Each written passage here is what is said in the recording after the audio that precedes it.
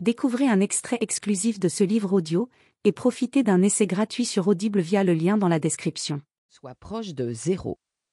Si c'est le cas, rassurez-vous, vous êtes loin d'être le seul. De même, jetez un coup d'œil dans vos armoires, sur votre bureau, dans vos tiroirs. Combien de gadgets et autres produits sont emmagasinés là, inutilisés, attendant vainement de revoir la lumière du jour? Regardez sur vos étagères, votre table de salon. Regardez-vous encore tous ces bibelots décoratifs, à part quand vous les dépoussiérez? En fait, il est fort probable que vous puissiez vous débarrasser de 20% de vos objets sans que cela n'affecte votre vie.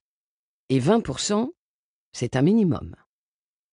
L'abondance matérielle dans laquelle nous vivons conduit la plupart d'entre nous à nous encombrer d'objets inutiles qui non seulement prennent de la place dans nos habitations, mais aussi dans notre esprit, ce qui nous distrait et diminue notre concentration, notre productivité et augmente notre stress. En particulier si ces objets sont visibles quand vous vaquez à vos occupations, comme l'ont montré plusieurs études. Par exemple, l'Université de l'Illinois, en 1998, a démontré que nos yeux sont divertis sans que nous en ayons conscience par des objets qui se trouvent dans notre champ visuel et qui sont sans relation avec notre tâche en cours. Cela ne nous prend qu'une fraction de seconde de notre temps à chaque fois, mais multiplié par le nombre de fois où nos yeux divaguent vers ces objets en une journée, cela finit par faire beaucoup. De même, nous vivons dans une ère d'abondance temporelle. Selon l'INSEE, le nombre d'heures travaillées en France est passé de 2230 heures par an en 1950 à 1559 heures en 2007. Selon différentes enquêtes parues en 2011 et 2012, ECDE, INSEE, Coerexecode, la France est l'un des pays dans lequel on travaille le moins au monde, si ce n'est le pays dans lequel on travaille le moins au monde. Cela n'a pas toujours été comme cela. C'est en 1900 seulement qu'une loi limite pour l'ensemble de la population le travail quotidien à 11 heures absolues par jour en France, et en 1936 que les congés payés sont instaurés à raison de 15 jours par an.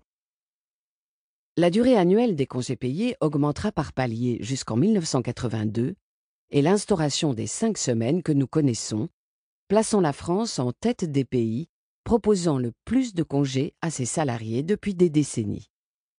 Le classement 2011, réalisé par le cabinet Mercer, nous place ainsi 6e ex-aequo sur un total de 67 pays. Et nous vivons également une ère d'abondance dans les distractions et les loisirs qui nous sont accessibles. En un siècle, la radio, la télévision, les jeux vidéo, les ordinateurs et Internet sont arrivés. Et nous sommes nombreux à passer beaucoup de temps à nous distraire avec.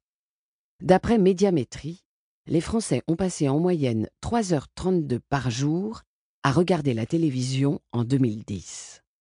Et au-delà de ces outils, nous avons également d'innombrables possibilités pour passer le temps qui n'existait pas il y a encore quelques décennies. Une myriade de sports, d'arts, d'activités diverses à pratiquer. Cette abondance nous conduit parfois à nous surcharger d'activités ou à succomber à toutes ces distractions plutôt que de nous concentrer sur ce qui importe vraiment pour nous. Nous regardons la télévision au lieu de lire. Nous jouons aux jeux vidéo au lieu de passer du temps avec nos amis. Nous allons une énième fois sur Facebook au lieu d'être avec notre famille. Nous allons faire du tennis plutôt que nous consacrer à notre projet de création d'entreprise. Nous nous surchargeons de tâches inutiles plutôt que de commencer à écrire ce livre dont nous rêvons depuis des années. Nous nous donnons une montagne de travail à faire, de peur de ressentir le vide de l'ennui, alors que nous pourrions passer un peu de temps en paix avec nous-mêmes.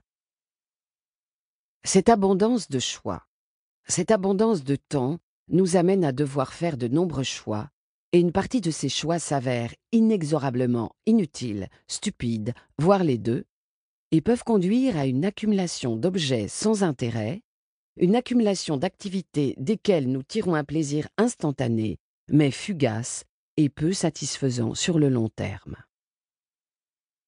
C'est dans cette ère d'abondance que Léo Babauta a créé son blog Zen Habits, Habitudes Zen, et a commencé à écrire des articles.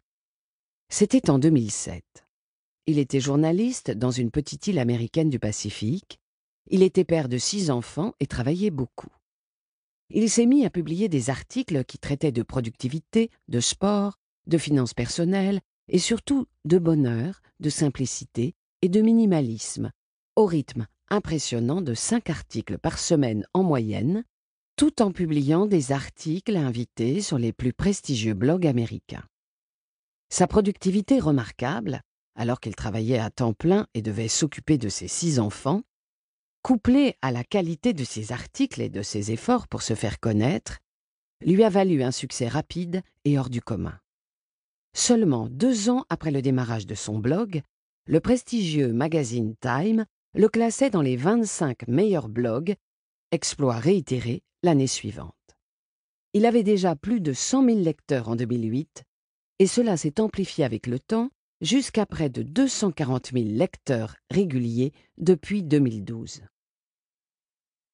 Son style d'écriture, simple, pratique et apaisant, y est sans doute pour beaucoup.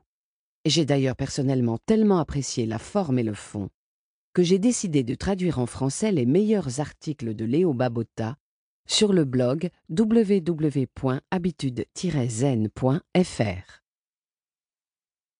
Léo a publié le livre que vous tenez entre les mains en 2008 et a connu un immense succès outre-Atlantique. En notre époque surchargée de choix, Léo Babauta défend une approche apaisante qui est de simplifier, de se débarrasser du superflu et de se consacrer à l'essentiel. Car ce qui compte au final, c'est être heureux et de se consacrer à ce que nous aimons et à ceux que nous aimons. Si c'est votre objectif, ce livre vous y aidera. Mais pour qu'il soit efficace, vous devrez bien évidemment l'appliquer. Pourtant, la majorité d'entre vous se contentera de le lire, puis de le ranger dans un coin en se disant « je l'appliquerai plus tard ». Ce plus tard équivalent bien entendu à jamais, ce qui ajoutera ce livre à la liste des choses inutiles que vous possédez. Pour éviter cela, le mieux est sans doute d'appliquer les principes que Dale Carnegie, l'auteur de Comment se faire des amis, recommande d'appliquer à son propre livre. Avoir un grand désir d'apprendre et d'appliquer les principes qui nous permettront de simplifier notre vie et de nous concentrer à l'essentiel.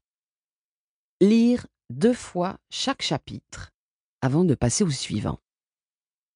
Interrompre fréquemment nos lectures pour nous interroger sur nos possibilités personnelles d'application de chaque principe. Souligner les idées importantes. Revoir le livre tous les mois. Mettre ces principes en pratique chaque fois que l'occasion se présente. Transformer ce livre en un jeu amusant. Demander à nos amis un gage à chaque fois qu'ils nous surprennent à enfreindre les règles. Contrôler chaque semaine les progrès que nous faisons. Nous demander quelles fautes nous avons commises, quels progrès nous avons accomplis, quelles leçons nous avons tirées. Et de bien prendre conscience de cette maxime du célèbre blogueur Chris Guillebeau. L'intervalle entre l'ignorance et la connaissance est beaucoup plus mince qu'entre la connaissance et l'action. Le livre que vous tenez dans les mains a le pouvoir de vous aider à vivre une vie plus concentrée, moins surchargée, plus simple et plus heureuse. Laissez-lui sa chance et appliquez-le. Olivier Roland, auteur du blog Des livres pour changer de vie. Traducteur de Léo Babauta en français sur le blog www.habitudes-zen.fr.